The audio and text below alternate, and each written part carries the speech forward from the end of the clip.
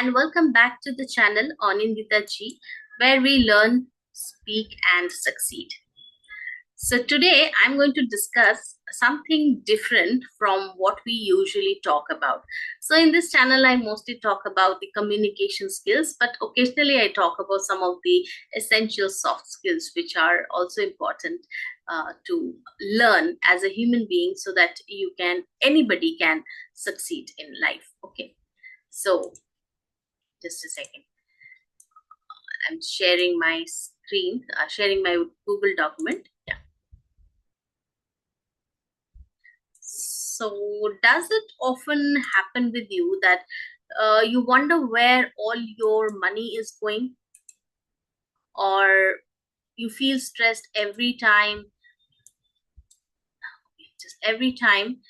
a new bill pops up?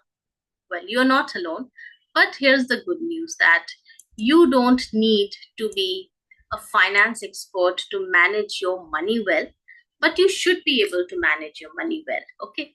Because it's your money. Now, budgeting is a life skill. So this is the skill that I'm going to talk about today.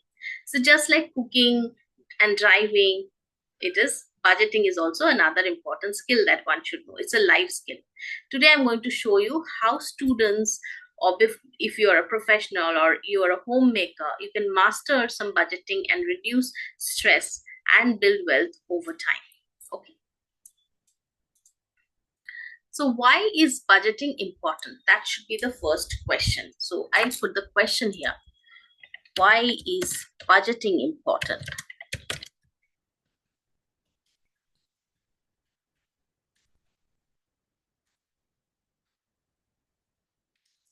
The budgeting is not about restricting yourself. It is about giving your money a purpose. Whether you're earning or managing someone else's money, a budget must be able to give you clarity about your expenses.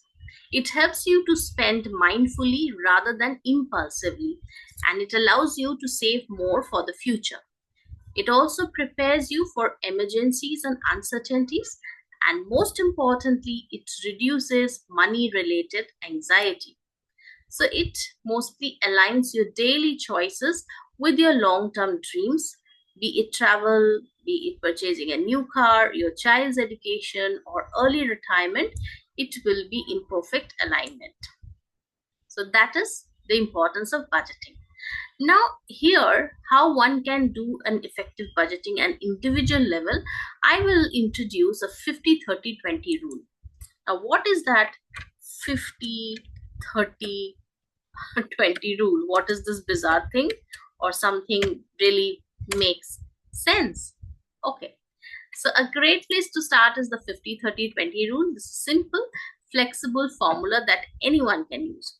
So 50% of your income goes to the necessary expenses like the rent, the monthly rent, the groceries, the various bills and EMI. If you have, okay, yeah, I'll come to the investments later on. So EMIs that you're paying.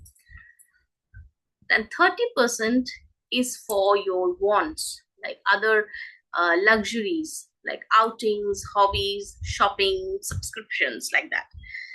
And finally, keep aside 20% of your monthly earnings for savings and investments. You can invest in SIPs, mutual funds, maybe some small recurring deposit to be kept aside for emergency funds, like that. So if you earn 40,000, 20,000 for essentials, 12,000 maybe for wants, the various luxuries that I have talked about, and 8,000 for savings or investment. So that makes it simple. Okay, so I'll put the example here. So out of 40,000, you keep like 20K for expenses, the needs I'm writing, plus 30% will be 12,000, 12K for your wants. I'm just writing in simple, which are not necessary, but you just want them. And finally, the 20% for your investments like SIP, MF, RD, FD, emergency funds. Okay, I think that gives you some clarity.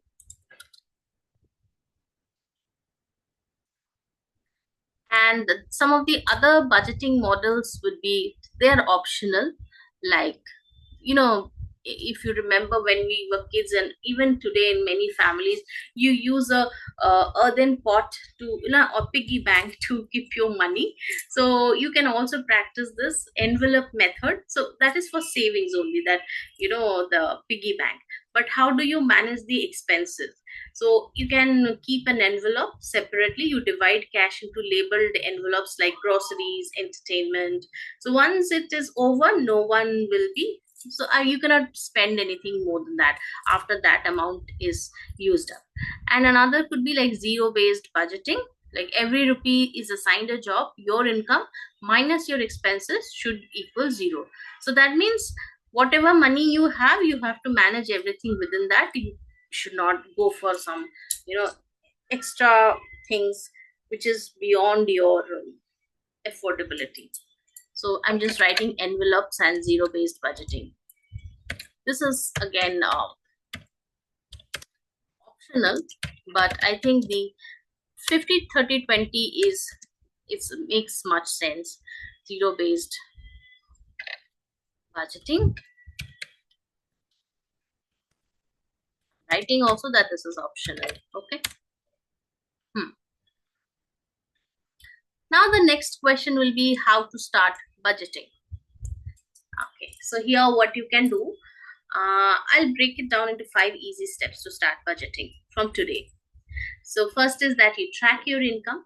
Write down your total monthly income from all sources, maybe salary, if you are a freelancing, if you do some freelancing, allowances, or household funds.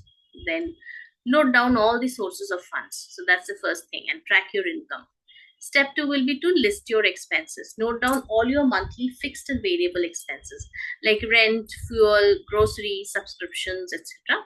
Then step three, so subscriptions is not only the next Netflix subscriptions. Maybe if you're upskilling for some course, you're doing it from Upgrade or Udemy, you might be having some monthly subscriptions there. So yeah, you can spend your money wisely. And step three is categorize them. Divide expenses into needs, wants, and savings. So be honest about what is necessary, and then allocate your money. Apply the 50-30-20 rule or any method that works for you. I just give you this method because it works for me. You can use apps like, there are a lot of apps like Jar, Wallet. These are available, or you can simply note down in an Excel sheet. I mean, that is also fine. I note down in a notebook, in a journal book. So review weekly or monthly. Budgeting isn't set it and forget it. Review your spending and adjust when needed, especially if you have unexpected expenses. So let me just write down like how to do the budgeting. 5 steps to budgeting. That is, track your income, track your expenses,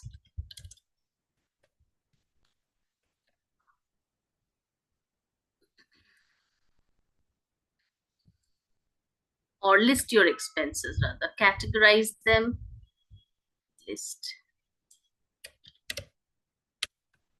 Categorize them as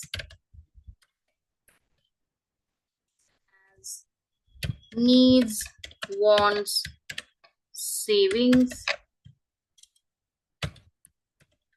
Okay. And then use the 50-30 rule. 50, oops, 50, 30, 20 rule. And then finally, what you can do, review this weekly or monthly. Just see how it works.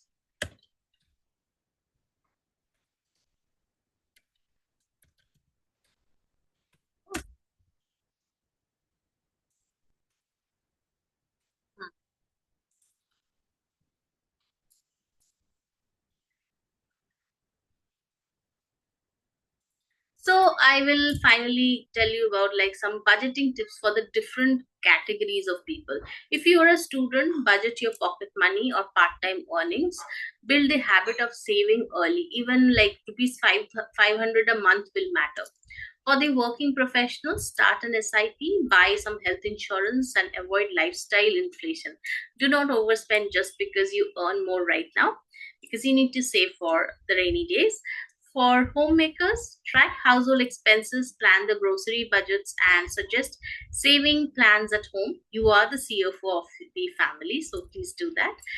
And the common budgeting mistakes that one can avoid is not tracking your expenses. That's a budgeting mistake. It should not be that you have just uh, done the 4 steps and you are not doing the 5th step. That will be a big blunder. And stop underestimating the small expenses like daily coffees. Okay, so you spend a lot of their money there.